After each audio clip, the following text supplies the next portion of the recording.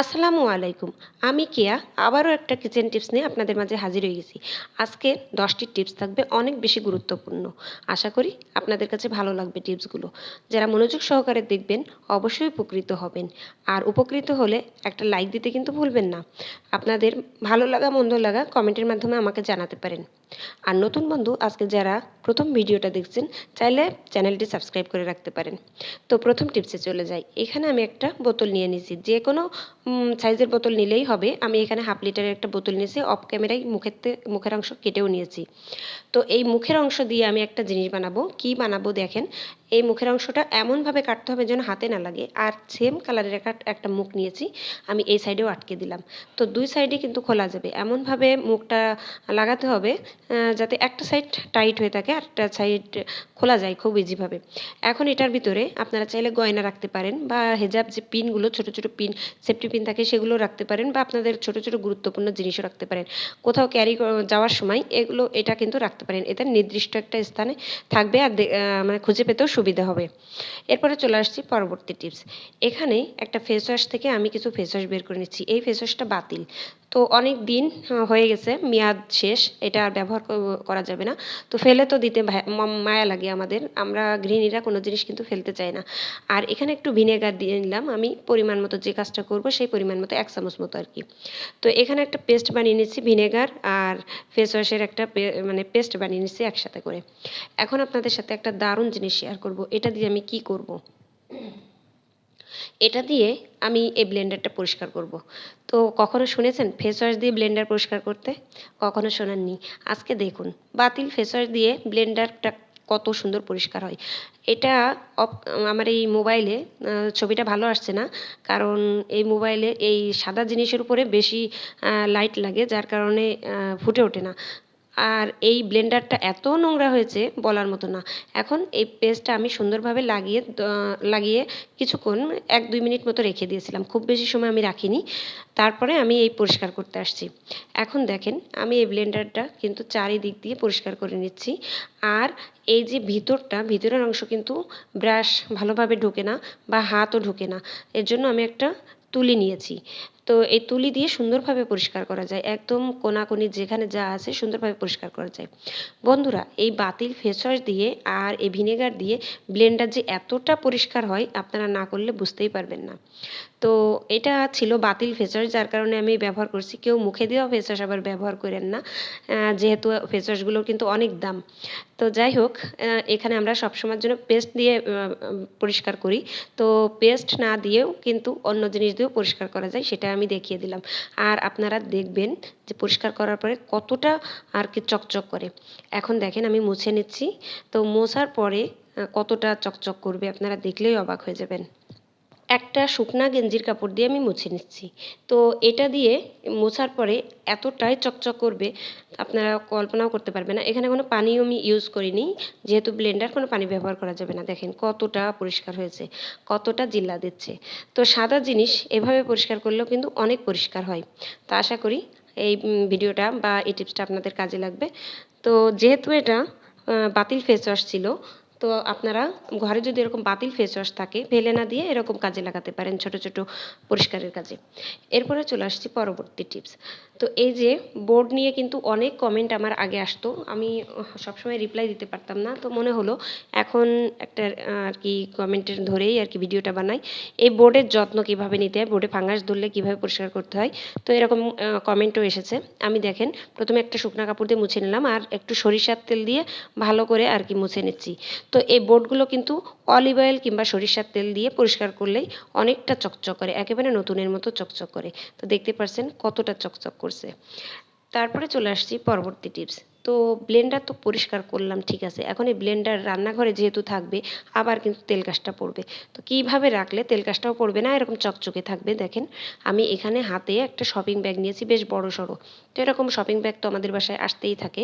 আর এই শপিং ব্যাগগুলোর মধ্যে বড় সাইজের একটা শপিং ব্যাগ নিয়ে এইভাবে ব্লেন্ডারটা যদি ঢেকে রাখা হয়, তাহলে কিন্তু সহজে ময়লা পড়বে না। তো আশা করি টিপসটা আপনাদের কাছে ভালো লাগবে। বন্ধুরা, আমরা বাসায় কলা নিয়ে আসার পরে, যেদিন কলা নিয়ে আসি বেশ সুন্দর দেখা যায়, তারপরের দিন এই অবস্থা হয়ে যায়, কলা খেতেও মন চায় না। তো কলা একেবারে মানে আর কি সুন্দর থাকবে কিভাবে দেখেন। এরকম কলা আনার পরে এক যে পদ্ধতিটা আমি দেখাবো এটা যদি করেন কলা সহজে নষ্ট হবে না। দেখেন, একটা টিস্যু কিংবা একটা কাপড় ভিজিয়ে নিতে পারেন। এরকম কলার মুখের দিকে এভাবে ভেজা কাপড় অথবা টিস্যু এভাবে রেখে দিবেন। আর খেয়াল রাখবেন টিস্যুটার জন্য ভিজা থাকে, শুকিয়ে গেলে আরেকটু ভেজানোর চেষ্টা করবেন।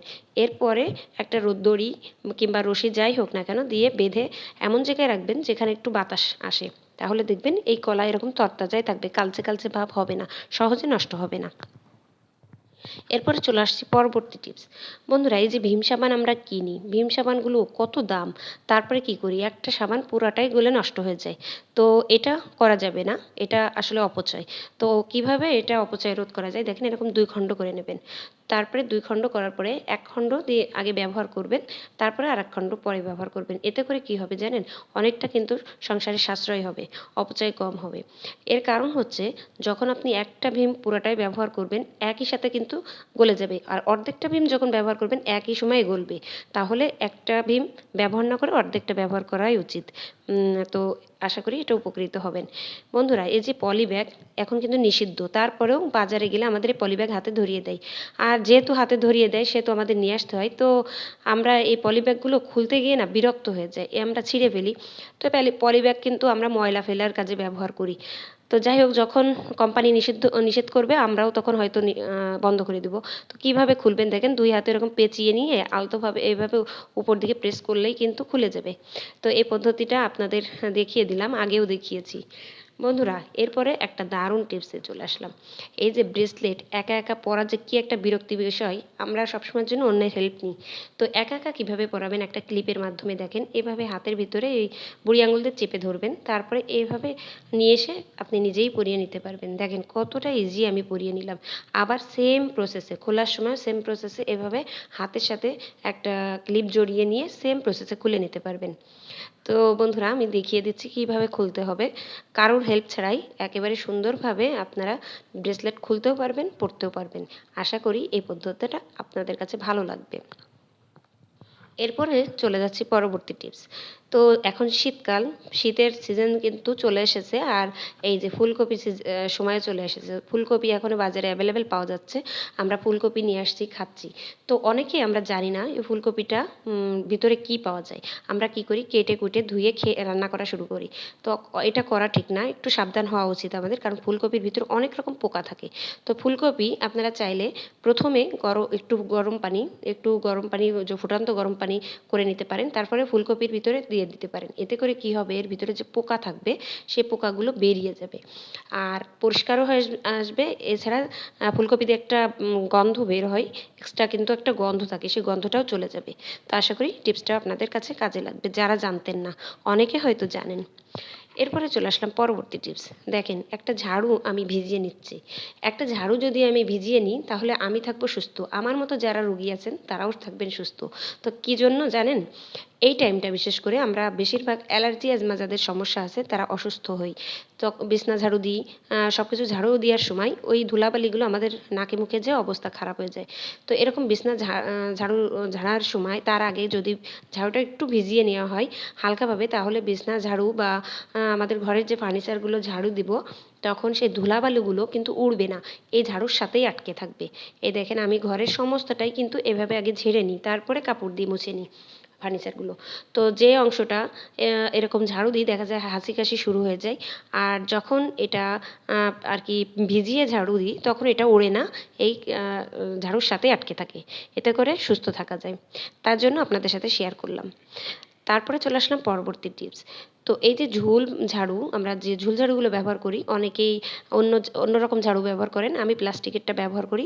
তো ঝুল একটা রুমে দেখা যায় ঝাড়ু দেওয়ার সময় মানে ঝাড়ার সময় যে ময়লাটা হয় এটা ধুয়ে যদি আবার আরেকটা রুম ঝুল ঝাড়তে যায় তাহলে এই ঝাড়ুটার পানি লেগে থাকে।